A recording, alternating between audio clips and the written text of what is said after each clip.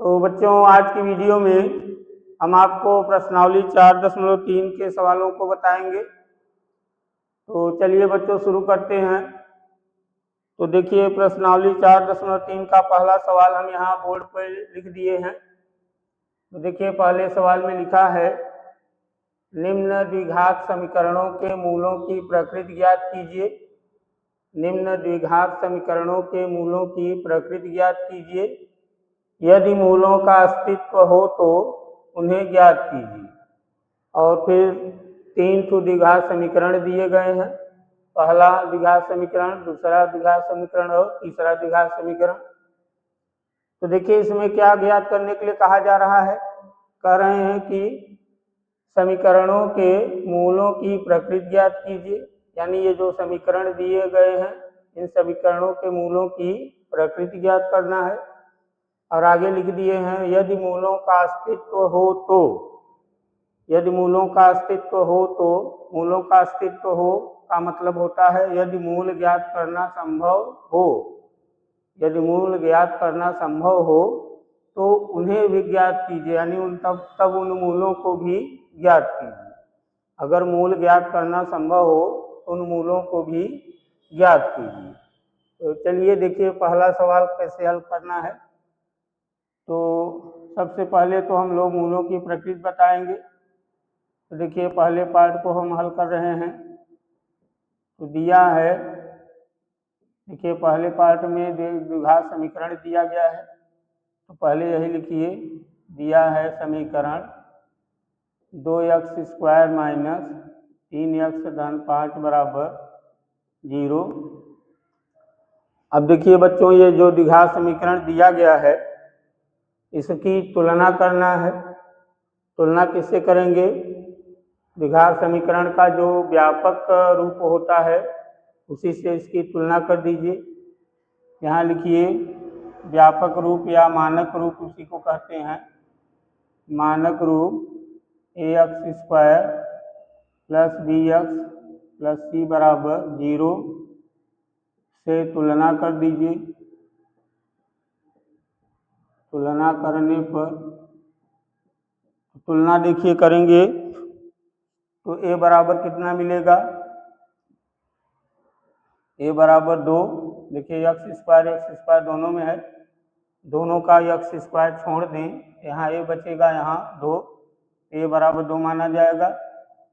यहाँ x दोनों में है, दोनों का x हटा दें, यहाँ b बचेगा, यहाँ -3, तो b बराबर -3, c बराबर 5। तो a b c का मान मिल गया तुलना करने से। अब चूंकि मूलों की प्रकृति बताना है तो मूलों की प्रकृति बताने के लिए हमें d का मान निकालना होगा। d मतलब विविक्तकर। तो विविक्तकर निकालिए। विविक्तकर निकालने के लिए विविक्तकर का सूत्र लिखिए। यहाँ लिखिए, हम जानते हैं कि विविक्तकर d बराबर होता है b² - 4ac। ये विविक्तकर का सूत्र है, इसी में मान रखिए। इसलिए d बराबर, b का मान रखिए। b का मान देखिए क्या है? -3, तो b की जगह -3 का स्क्वायर हो जाएगा।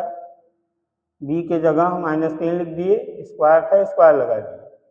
आगे 4, a का मान 2 है तो 2 लिखिए। c है, c का मान देखिए क्या है? 5, तो 5 लिखिए। तो d बराबर आएगा -3 का स्क्वायर 9 और माइनस इन सब का गुणा कर दीजिए। 4 दूना 8, 8 पंचे 40। अब 40 में 9 घटा दीजिए, कितना आएगा? 31 -31 आएगा। तो देखिए, यहाँ d का मान आया -31, यानी d का उत्तर आया -31। अब इस -31 को देखिए और पता कीजिए कि ये जो -31 है ये 0 से छोटा है कि 0 से बड़ा है कि 0 के बराबर है। तो देखिए, -31 जो है वो 0 से छोटा है। -31 0 से क्या है? छोटा है। यहाँ लिखिए, चूंकि डी का मान 0 से छोटा है, डी का मान कैसा है, 0 से छोटा है। और जब डी का मान 0 से छोटा है तो मूल कैसे होते हैं, इसलिए द्विघात समीकरण के दोनों मूल कैसे होंगे, द्विघात समीकरण के मूल कैसे होंगे, दोनों मूल अवास्तविक होंगे, क्योंकि डी का मान 0 से छोटा होता है तो द्विघात समीकरण के दोनों मूल कैसे होते हैं, अवास्तविक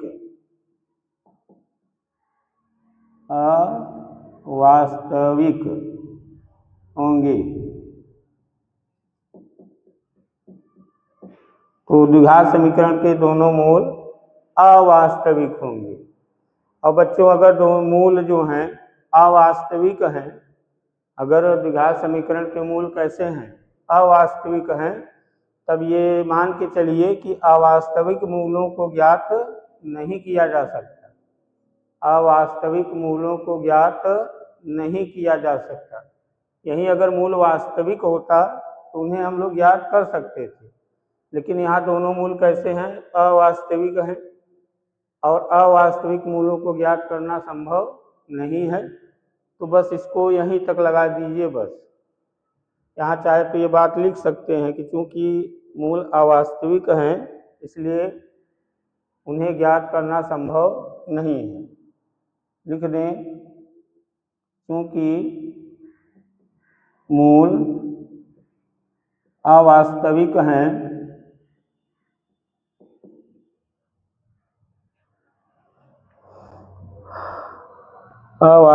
हैं इसलिए मूलों को ज्ञात करना संभव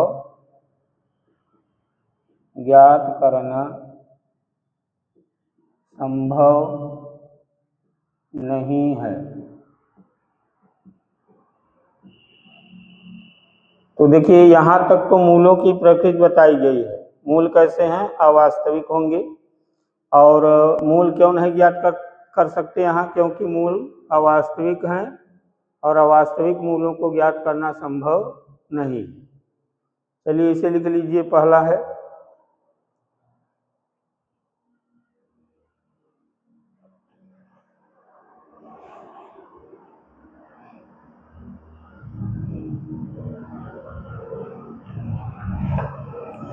चलिए इसे मीट दे रहे हैं।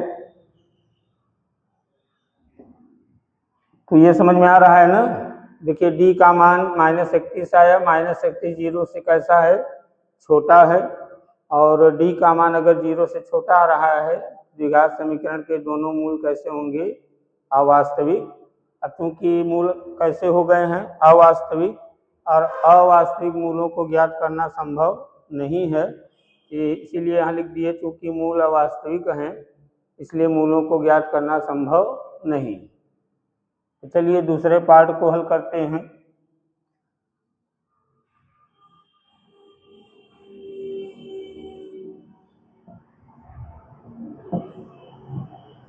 चलिए दूसरा देखिए,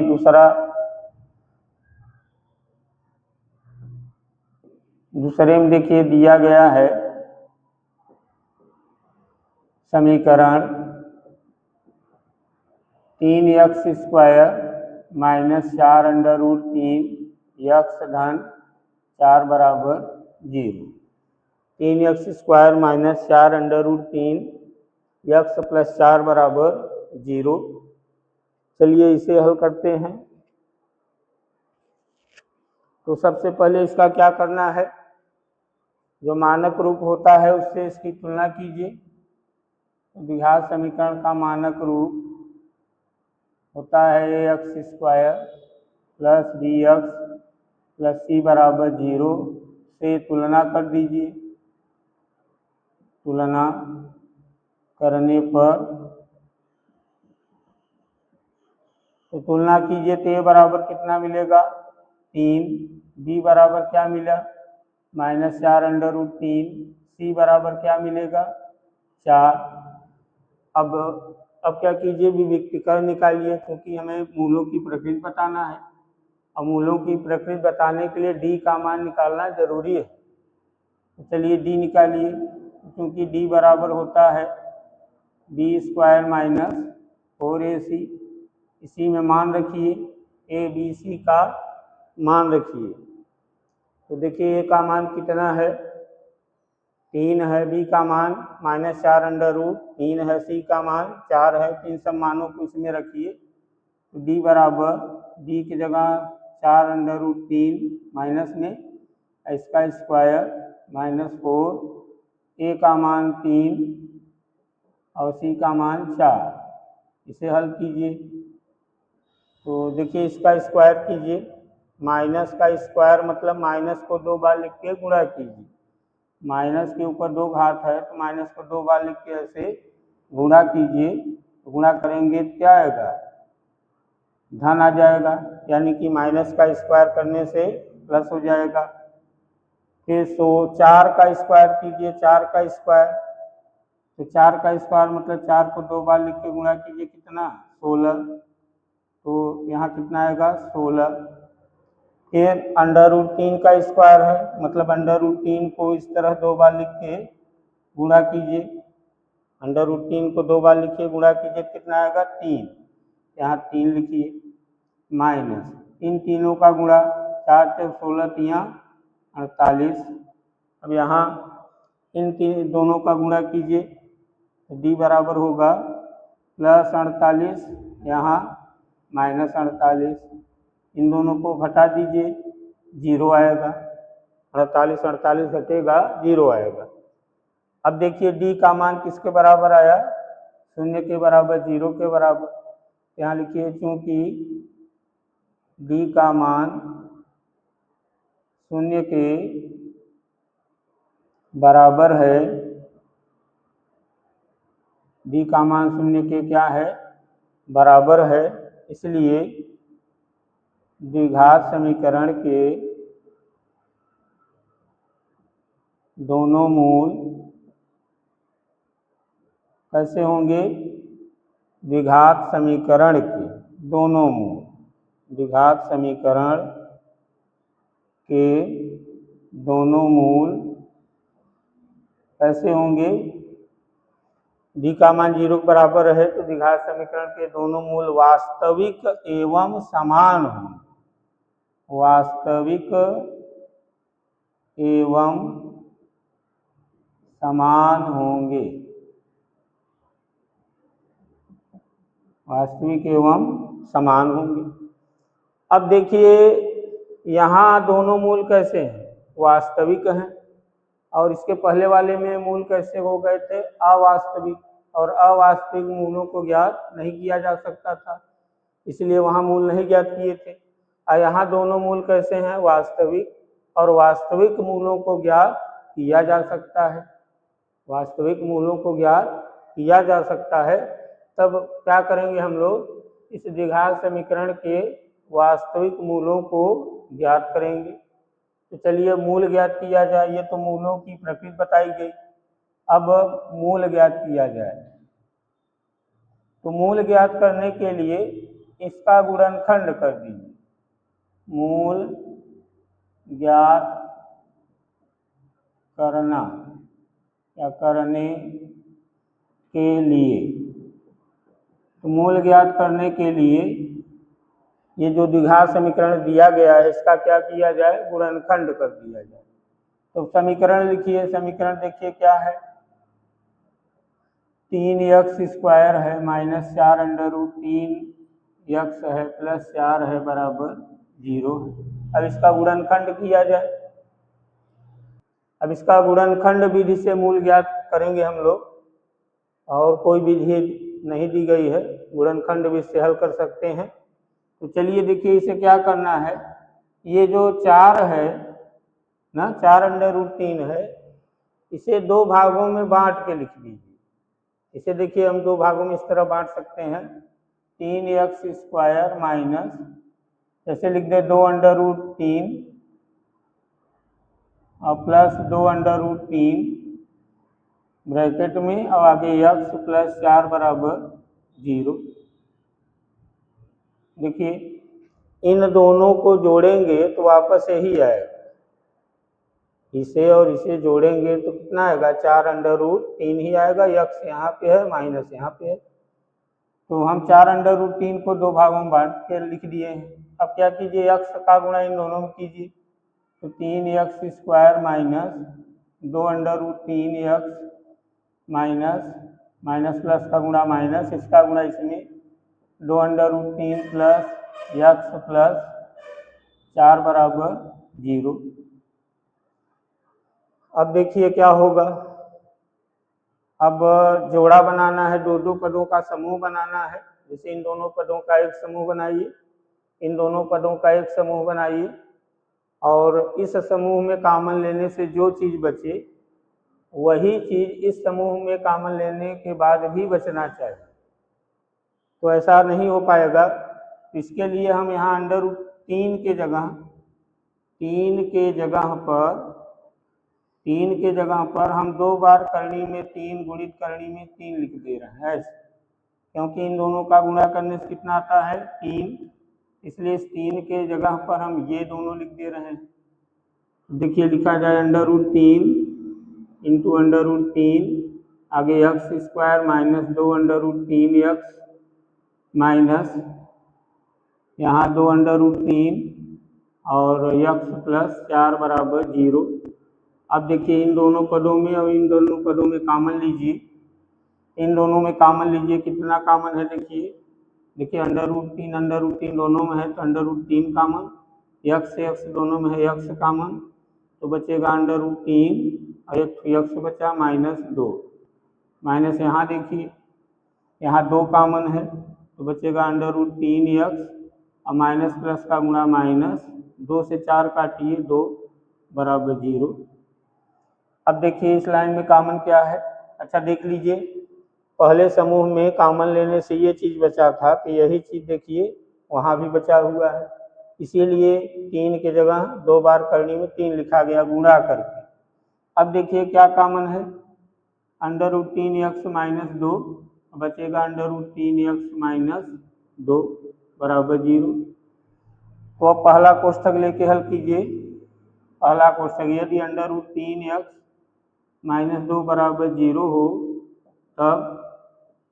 तब इस 2 को उधर ले जाइए, √3x बराबर 2 होगा, x बराबर हो जाएगा 2/√3। और दूसरा कोष्ठक लीजिए, यदि √3x माइनस 2 बराबर 0 हो तब √3x बराबर 2 होगा और x बराबर होगा 2/√3। तो देखिए एक मूल ये है और एक मूल ये है।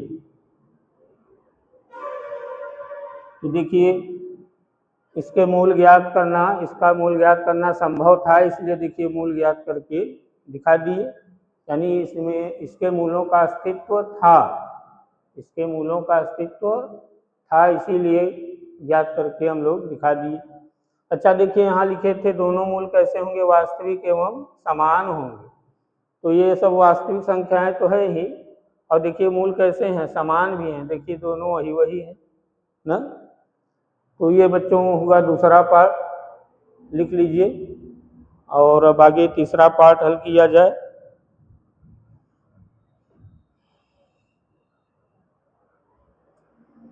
तो चलिए अब तीसरे पार्ट को हल करते हैं, प्लीज इमीट दे रहे हैं। तीसरे पार्ट में देखिए क्या दिया गया है, समीकरण है 2x² माइनस 6x प्लस 3 बराबर 0। तीसरा पार्ट दिया है समीकरण 2x² माइनस 6x प्लस 3 बराबर 0। अब इसकी तुलना करके देखिए बच्चों, मानक रूप से तुलना कीजिए तो a बराबर कितना मिलेगा, a बराबर कितना मिलेगा बताइए, a बराबर 2, b बराबर -6, c बराबर 3, तुलना करने से ही मिलेगा। अब डी निकालिए, क्योंकि डी बराबर, डी किस लिए निकाल रहे हैं, क्योंकि मूलों की प्रकृति बताना है। तो डी बराबर होता है बी स्क्वायर माइनस 4ac। इसमें मान रखिए, इसमें ए का मान, सूत्र में ए का मान, बी का मान, सी का मान सब रखिए। तो डी बराबर, बी का मान देखिए क्या है, -6, तो बी की जगह -6 का स्क्वायर माइनस 4, ए का मान 2, सी का मान 3, तो डी बराबर इसका स्क्वायर कर दीजिए, -6 का स्क्वायर 36 प्लस 36 माइनस देखिए 4 दूना 8, 8 3 24, तो डी बराबर 36 में 24 घटाइए, 6 में 4 घटाइए 2, 3 में 2 घटाइए 1, डी का मान कितना आया 12। अब डी का मान देखिए यहाँ 12 आया है। अब डी का मान अगर 12 आया है, इसका मतलब ये जो 12 है उस 0 से क्या है, 0 से क्या है, बड़ा है, यानी डी का मान 0 से बड़ा है। यहाँ लिखा जाए चूंकि डी का मान 0 से बड़ा है, डी का मान 0 से कैसा है, बड़ा है, इसलिए देखिए डी का मान 0 से बड़ा रहता है तो मूल कैसे होते हैं, डी का मान 0 से अगर बड़ा आ जाए, डी का मान देखिए 0 से बड़ा आया है, 12 आया है, मतलब 0 से बड़ा है, तो द्विघात समीकरण के दोनों मूल कैसे होंगे, इसलिए द्विघात समीकरण के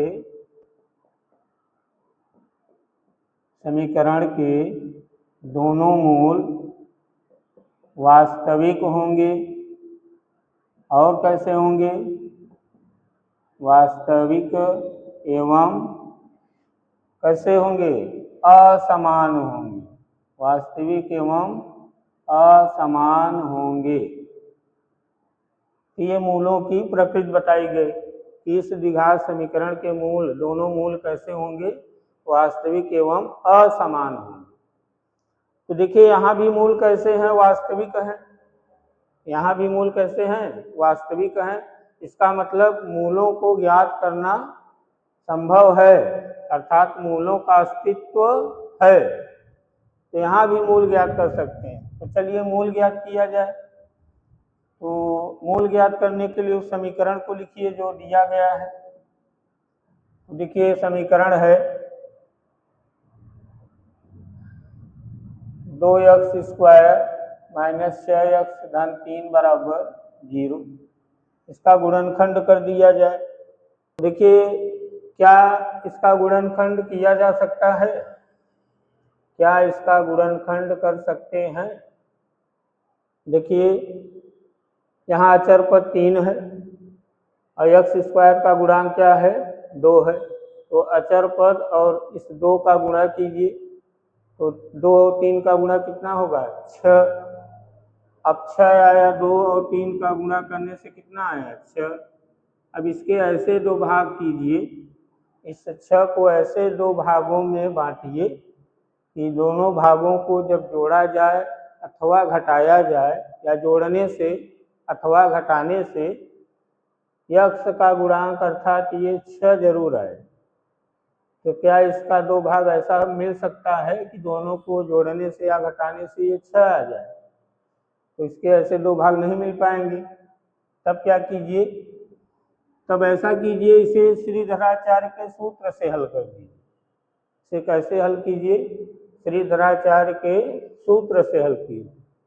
तो देखिए श्रीधराचार्य का सूत्र लगाने के लिए आपको a का मान, b का मान, c का मान चाहिए। a का मान, b का मान, c का मान चाहिए। तो इसके लिए इसकी तुलना कर दें, तो यहाँ तुलना करके लिखे हैं, यही चीज़ यहाँ लिख दे रहे हैं, a बराबर 2, b बराबर -6 और c बराबर 3। अब यहाँ श्रीधराचार्य का सूत्र लिखिए। श्रीधराचार्य के सूत्र को द्विघाती सूत्र भी बोलते हैं, तो यही लिख दीजिए, द्विघाती सूत्र से।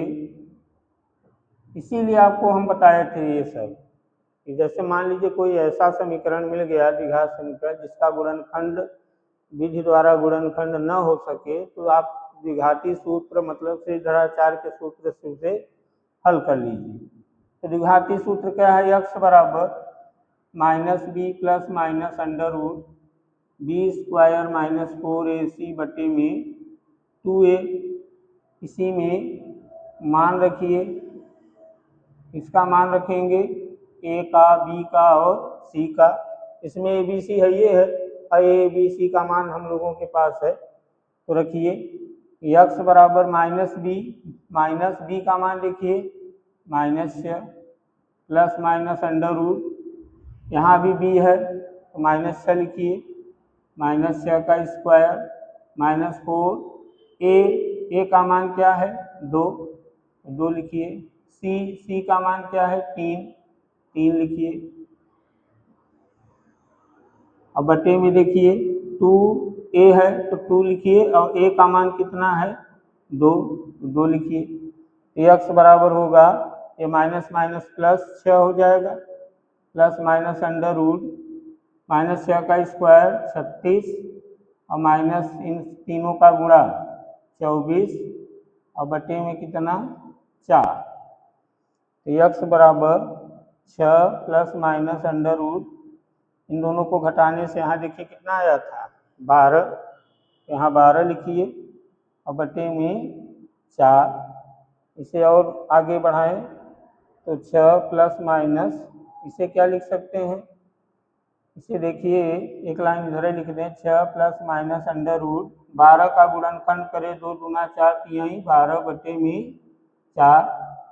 देखिए ये इस 2 और इस 2 को मिला के एक जोड़ा बन रहा है, इस जोड़े में से 2 निकाल सकते हैं, एक 2 निकालिए और 3 का जोड़ा नहीं बना तो 3 करणीय में रह जाएगा और नीचे 4 है। अब क्या कीजिए 2 कामन ले लीजिए, 2 दोनों में क्या कर दीजिए कामन, तो कामन लीजिए तो x बराबर होगा 2, यहाँ 3 प्लस माइनस अंडर रूट 3 बटे में 4, इसे काट दीजिए तो x बराबर होगा 3 प्लस माइनस अंडर रूट 3 बटे में 2, x बराबर यही आया।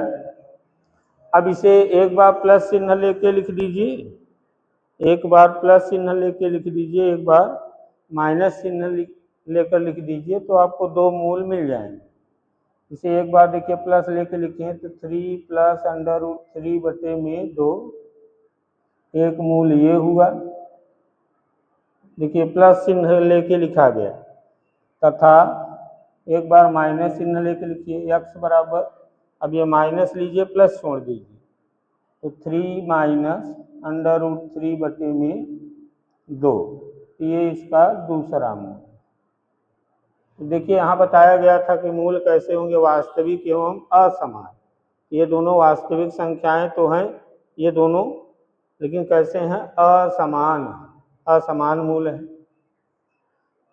बच्चों ये पहले सवाल का तीसरा पार्ट है, पहला सवाल पूरा हो गया है।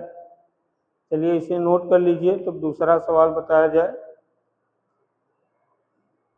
चलिए इसे हम मीट दे रहे हैं, आप लोग वीडियो रोक के नोट कर लिया कीजिए। चलिए अब दूसरा सवाल देखिए क्या है, लिखा हुआ है कि निम्न प्रत्येक द्विघात समीकरण में देखिए निम्न प्रत्येक द्विघात समीकरण में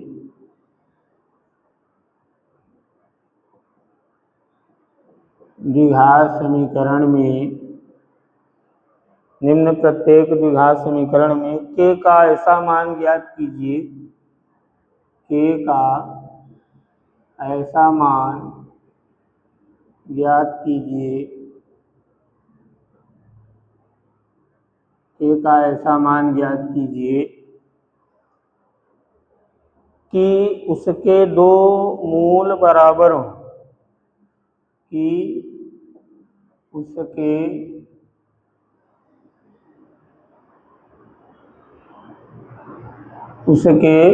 दो मूल दोनों लिख सकते हैं।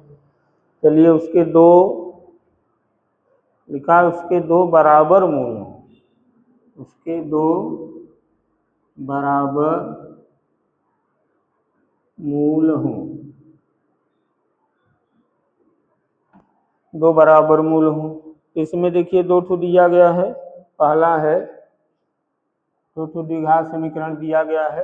पहला द्विघात समीकरण है 2x² धन kx धन 3, 2x² धन kx धन 3 बराबर 0।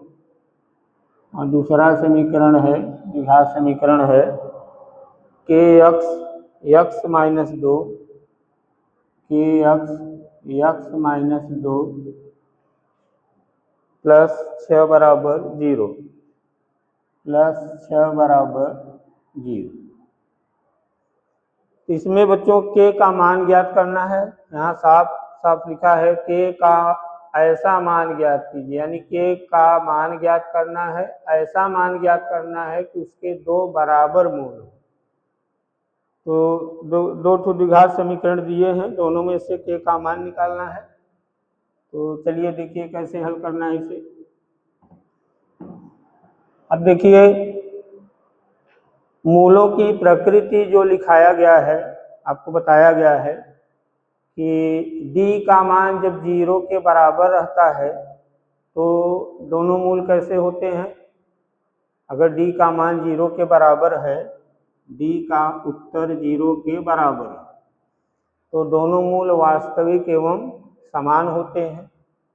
दोनों मूल कैसे होते हैं, वास्तविक एवं समान होते हैं। दोनों मूल कैसे होते हैं, वास्तविक एवं समान। अब समान का मतलब बराबर भी होता है, चाहे समान कहें चाहे बराबर। तो देखिए दोनों मूल वास्तविक, दोनों मूल वास्तविक एवं बराबर कब होते हैं। दोनों मूल वास्तविक एवं समान अर्थात बराबर, दोनों मूल वास्तविक एवं बराबर कब होते हैं, जब d का मान 0 के बराबर होता है। दोनों मूल द्विघात समीकरण के दोनों मूल वास्तविक एवं बराबर कब माने जाते हैं, जब d का मान 0 के बराबर आता है। तो क्या कीजिए कि d के जगह देखिए दोनों मूल वास्तविक एवं बराबर तभी होंगे जब d का मान 0 के बराबर होगा। तो d के जगह d का सूत्र लिखिए, तो b² माइनस 4ac बराबर 0। तो क्या कीजिए कि जब भी सवाल में ये लिखा रहे कि दोनों मूल बराबर है, जब भी किसी सवाल में ये लिखा मिल जाए आपको कि दोनों मूल कैसे हैं, बराबर है, तब आप इस सूत्र को लगा के हल कीजिए। तो जैसे के का मान पूछे हैं या किसी और अक्षर का मान पूछेंगे तो आ जाएगा। तो जब भी सवाल में ये लिखा रहे कि मूल कैसे हैं, बराबर हैं या मूल समान हैं, तो आप हमेशा इसी सूत्र को लगाइए, b² माइनस 4ac बराबर 0। तो इस सूत्र को कब लगाएंगे, जब दोनों मूल कैसे रहें, बराबर मतलब समान हो, तब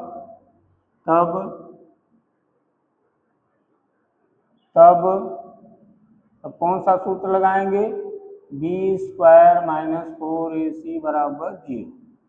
बस जब भी सवाल में लिखा रहे कि दोनों मूल बराबर हैं, या दोनों न लिखा रहे, इतने लिखा रहे मूल बराबर हैं या मूल समान हैं, तो आप सीधा सीधा यही सूत्र लगा दीजिए। तो जिसका उत्तर सवाल वाले पूछे होंगे उसका उत्तर आपको जरूर मिलेगा। तो चलिए देखिए हम यहाँ लगा के आपको दिखा रहे हैं। चलिए पहला वाला देखिए, पहले में देखिए दिया है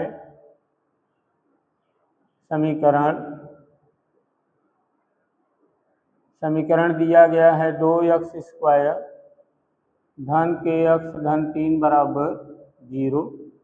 ये समीकरण दिया गया है। मानक रूप से इसकी तुलना कर दीजिए। जो द्विघात समीकरण का मानक रूप है उससे इसकी तुलना कीजिए। मानक रूप क्या है? ax² plus bx plus c बराबर 0 है। इसी से तुलना करने पर तुलना कीजिए, a बराबर 2 मिलेगा। यहाँ देखिए x से x दोनों का छोड़िए तो b बराबर कितना? k मिलेगा, k, और c बराबर क्या मिलेगा? 3। तो तुलना करके भी c का मान प्राप्त कर लिए हैं। अब क्योंकि सवाल में लिखा है कि दोनों मूल कैसे हैं?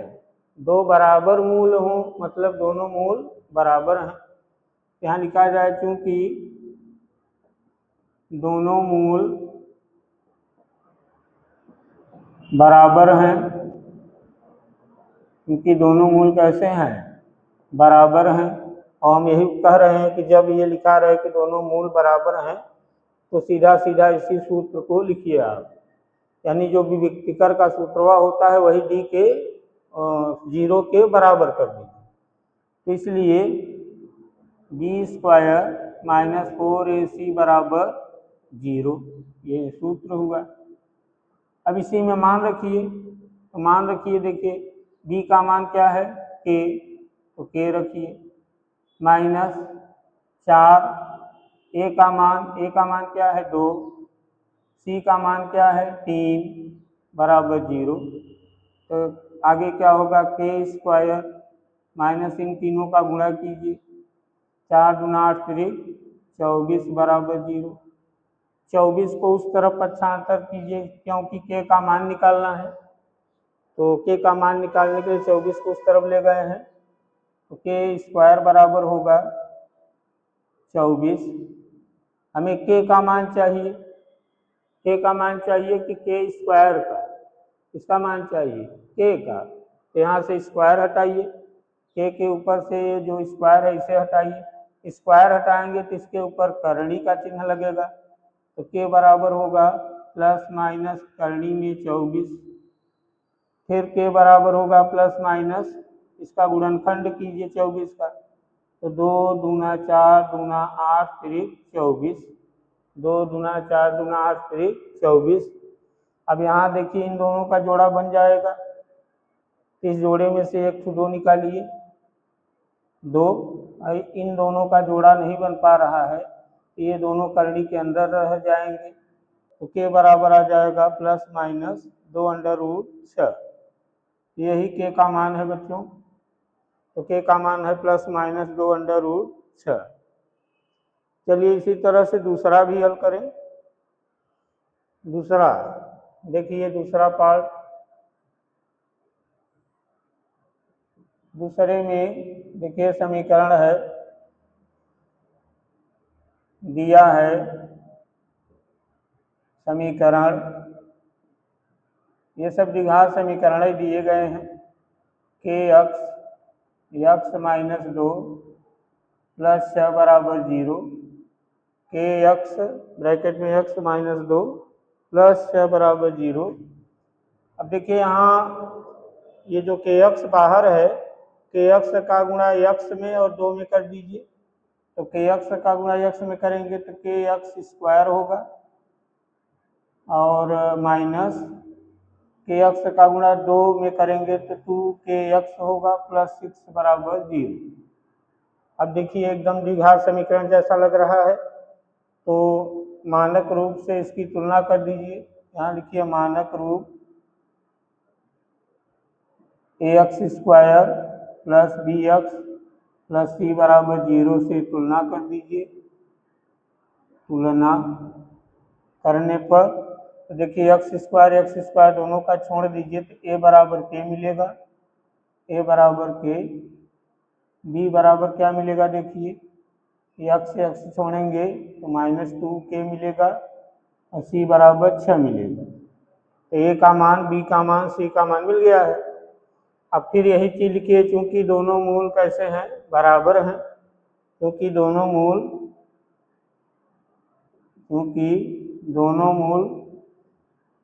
मूल किसके, द्विघात समीकरण के, ये जो द्विघात समीकरण है, दोनों मूल बराबर हैं। अब ये कौन बताया है बराबर हैं दोनों मूल, सवाल वाले बताए हुए हैं, इसलिए क्या होगा, दोनों मूल बराबर हैं। जब भी ऐसा कहीं लिखा मिले दोनों मूल बराबर हैं, तो सीधा आप बी स्क्वायर माइनस 4ac को 0 के बराबर करके लिख दीजिए। ये लिखिए बी स्क्वायर माइनस 4ac बराबर 0, इसी में मान रखिए।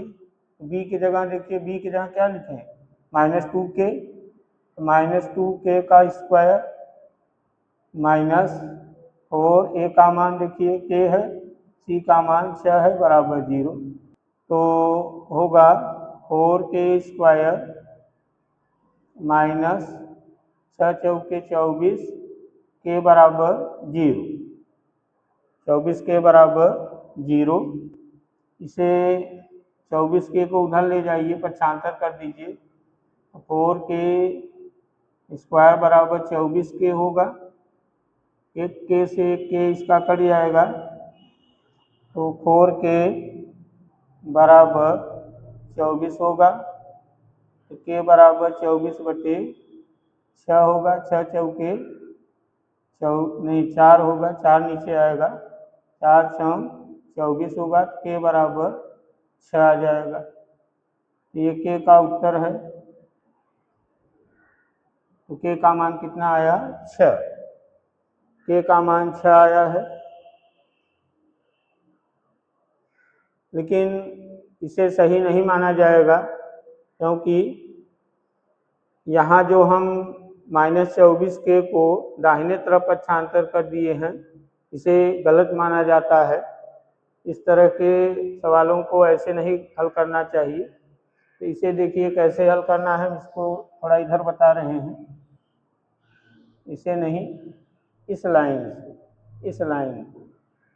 एक तो अगर ध्यान नहीं देंगे, जो यहाँ हम बता रहे हैं उसे ध्यान नहीं देंगे, तब तो इसी तरह हल हो जाएगा, लेकिन इसे गलत माना जाता है। इसे कैसे हल करना है, इसे देखिए, इसमें 4 के कॉमन लीजिए, 4 के कॉमन लीजिए, क्या होगा, के बचेगा, और -4 के कॉमन हुआ, तो यहाँ 4 6 24, 6 बचा, के नहीं बचा, 6 बराबर 0। अब यदि 4 के बराबर 0 हो, 4 के को 0 के बराबर कीजिए, 4 के को 0 के बराबर कीजिए, तब के बराबर 0/4 होगा, तो यानी के बराबर 0। और यदि कोष्ठक के -6 बराबर 0 हो, तब के बराबर 6 होगा, के बराबर 6।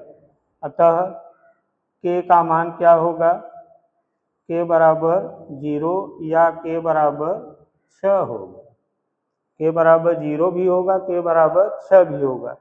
ये सही माना जाएगा, ये एकदम सही माना जाएगा। तो इस तरह का कोई चीज़ मिल जाए तो उसे आप इस तरह हल किया कीजिए, उस तरह नहीं, उस तरह लिखेंगे तो गलत माना जाएगा ये। तो बच्चों ये दूसरा सवाल है, इसे नोट कर लीजिए। चलिए अब तीसरा सवाल हम बता रहे हैं,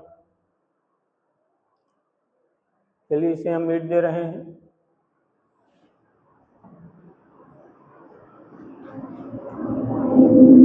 अब तीसरा सवाल देखिए क्या है। तीसरे सवाल में लिखा है,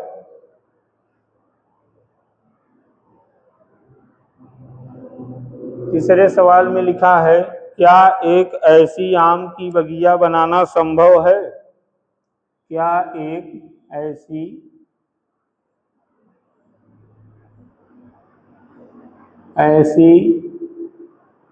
आम की बगिया बनाना संभव है। क्या एक ऐसी आम की बगिया बनाना संभव है जिसकी लंबाई कामा चौड़ाई से दुगनी हो?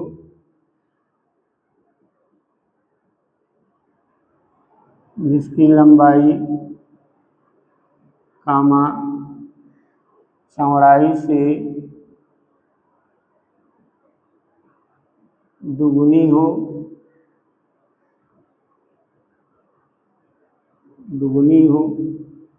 इसकी लंबाई चौड़ाई से क्या हो?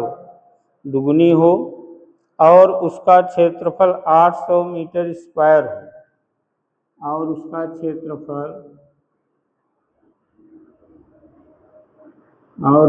क्षेत्रफल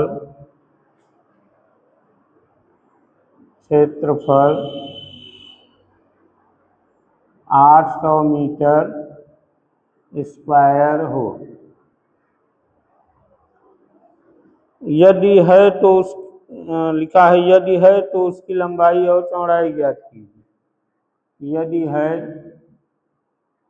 तो उसकी लंबाई और चौड़ाई ज्ञात कीजिए।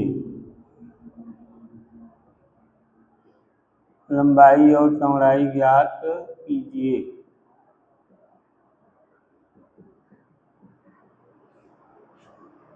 तो चलिए इसे हल किया जाए। इसे पढ़िए, देखिए क्या लिखा है। क्या एक ऐसी आम की बगिया बनाना संभव है जिसकी लंबाई चौड़ाई से दुगनी हो? लंबाई चौड़ाई से दुगनी हो और उसका क्षेत्रफल 800 मीटर स्क्वायर हो। यदि ऐसा है, यदि संभव है, यानी यदि है मतलब यदि संभव है तो उसकी लंबाई और चौड़ाई ज्ञात कीजिए। तो देखिए इसे कैसे हल करना है। एक बार किसी सवाल में, इसके पहले वाले वीडियो में हम आपको बताए थे कि सवाल को ध्यान से पढ़कर ये पता किया कीजिए कि सवाल वाले किसके बारे में जानकारी दे रहे हैं, किसके बारे में जानकारी नहीं दे रहे हैं। जिसके बारे में सवाल वाले कोई जानकारी न दे उसी को आप यक्ष माना कीजिए। जिसके बारे में कोई जानकारी सवाल वाले न दे उसी को यक्ष माना जाता है। ऐसे इसमें पढ़िए ध्यान से, तो आपको पता चल जाएगा कि सवाल वाले किसके बारे में जानकारी दे रहे हैं और किसके बारे में जानकारी नहीं दे रहे हैं। और जिसके बारे में जानकारी नहीं देंगे उसी को यक्ष मानेंगे और तब आगे हल करेंगे। तो देखिए यहाँ से पढ़िए, लिखे हैं ये लाइन पढ़िए, यहाँ से यहाँ लिखे हैं कि जो आम की बगिया है उसकी लंबाई चौड़ाई से दुगुनी है। लंबाई चौड़ाई से दुगुनी हो को हम है भी पढ़ सकते हैं यहाँ। तो आम की बगिया की लंबाई चौड़ाई से दुगुनी है, मतलब लंबाई कितनी है? तो आपका जवाब होगा चौड़ाई से दुगुनी है। लंबाई कितनी है? चौड़ाई से दुगुनी है। लंबाई कितनी है? चौड़ाई से दुगुनी है। तो चौड़ाई कितनी है? तो चौड़ाई के बारे में देखिए नहीं बता रहे हैं ये लोग। लंबाई कितनी है? चौड़ाई से दुगुनी। इसका जवाब है लंबाई कितनी है? चौड़ाई से दुगुनी। लेकिन चौड़ाई कितनी है ये नहीं बता रहे हैं। इसका मतलब चौड़ाई के बारे में जानकारी नहीं दे रहे हैं। तो हम लोग क्या करेंगे, चौड़ाई को ही अक्ष मान लेंगे। तो यहाँ लिखे माना आम की बगिया की चौड़ाई, आम की बगिया की चौड़ाई बराबर x मीटर। मान लिया जाए कि आम की बगिया की चौड़ाई x मीटर है। चौड़ाई को ही क्यों x मान रहे हैं? क्योंकि चौड़ाई के बारे में कुछ नहीं बताया गया। लंबाई के बारे में तो बता रहे हैं कि लंबाई चौड़ाई से दुगुनी है, लेकिन चौड़ाई कितनी है ये नहीं बता रहे थे, इसीलिए चौड़ाई को x माने। अब देखिए, तब आम की बगिया की लंबाई बराबर, तो लंबाई कितनी होगी, तो लंबाई के बारे में तो बता रहे हैं ना, लंबाई कितनी होगी, चौड़ाई की दुगुनी, चौड़ाई की दुगुनी मतलब चौड़ाई में 2 का गुणा। देखिए यही तो कर रहे थे, लंबाई चौड़ाई की 2 गुनी, मतलब चौड़ाई में 2 का गुणा कर देंगे तो आपको लंबाई मिल जाएगी, चौड़ाई में 2 का गुणा कर देंगे तो आपको लंबाई मिल जाएगी। तो चौड़ाई कितना है, देखिए चौड़ाई कितना माने हैं यक्स, तो चौड़ाई के यक्स लिखिए और गुणित 2 बराबर 2 मीटर। तो देखिए लंबाई मिल गई, चौड़ाई मान लिए थे यक्स।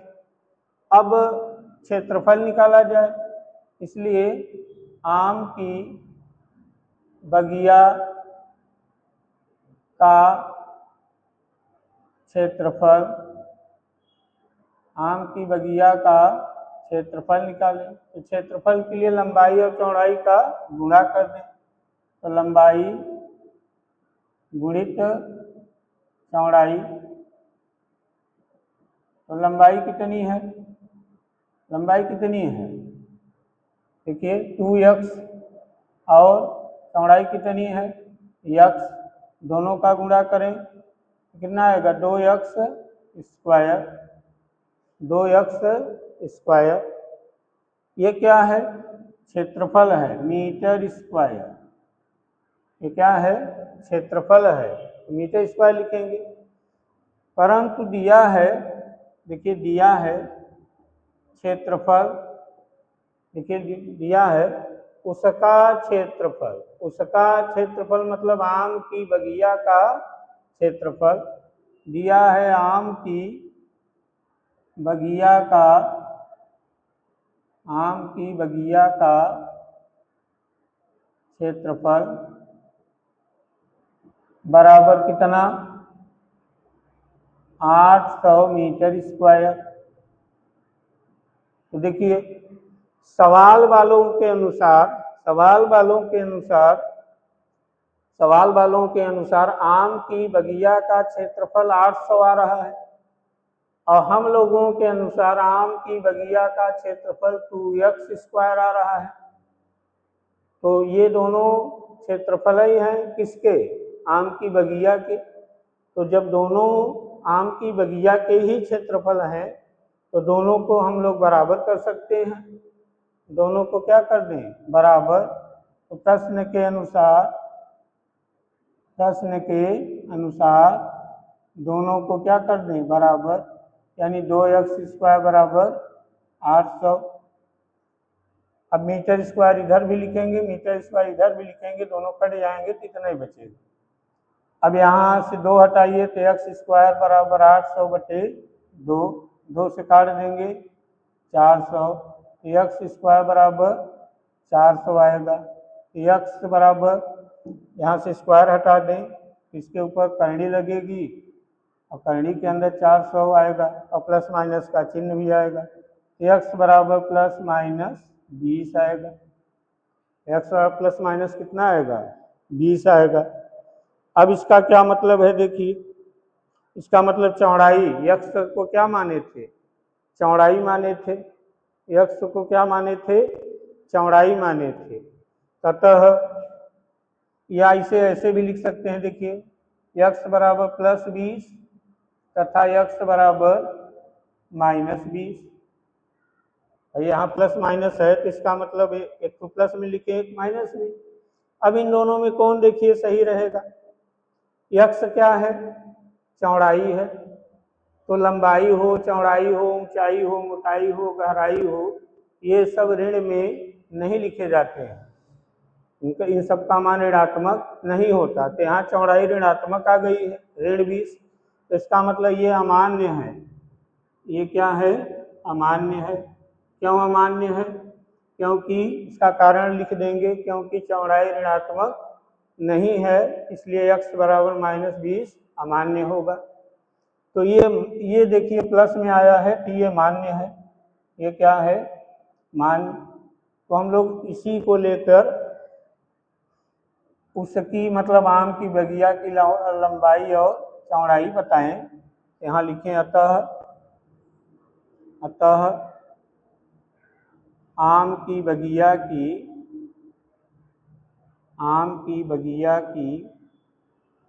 चौड़ाई बराबर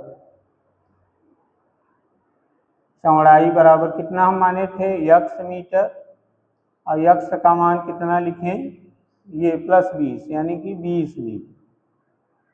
तो चौड़ाई 20 मीटर होगी और लंबाई कितनी होगी, आम की बगिया की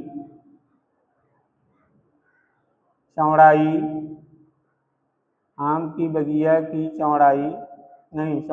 लंबाई, चौड़ाई तो ऊपर लिख दिए हैं, लंबाई कितना देखिए वहाँ लिखे हैं, लंबाई कितना है 2x मीटर, तो 2x मीटर। अब 2 और x का मान रखिए 20, आगे मीटर, तो बराबर 20 दूना 40 मीटर। एक चीज यहाँ सवाल में नहीं बताए थे कि आम की बगिया जो है वो आयताकार है कि वर्गाकार है, इसके बारे में जानकारी नहीं दिए थे। इससे दिक्कत यहाँ होती हम लोगों को, यहाँ हम कहे आम की बगिया के क्षेत्रफल का सूत्र यही लंबाई गुणी चौड़ाई ही लिख दिए,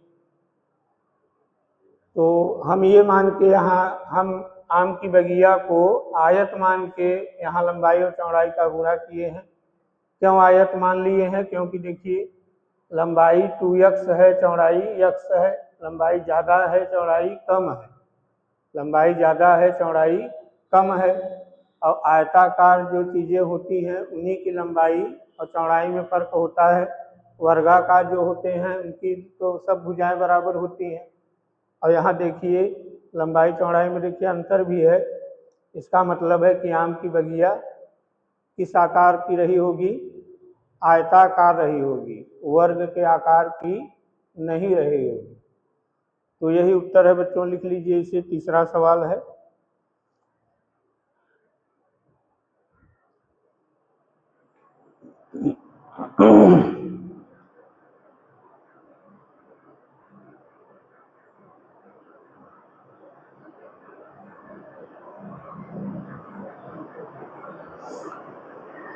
तो बच्चों प्रश्नावली 4.3 के पहले सवाल को बता दिए हैं, दूसरे को तीसरे को बता दिए हैं, चौथा पांचवा बाकी है। तो चलिए इसे चौथे और पांचवें सवाल को हम अगले वीडियो में बता देंगे। तो बच्चों आपको वीडियो अगर अच्छी लगी हो तो आप हमारे चैनल को सब्सक्राइब कीजिए, लाइक कीजिए और शेयर भी कीजिए। तो चलिए बच्चों अगले वीडियो में मिलते हैं, तब तक के लिए नमस्कार।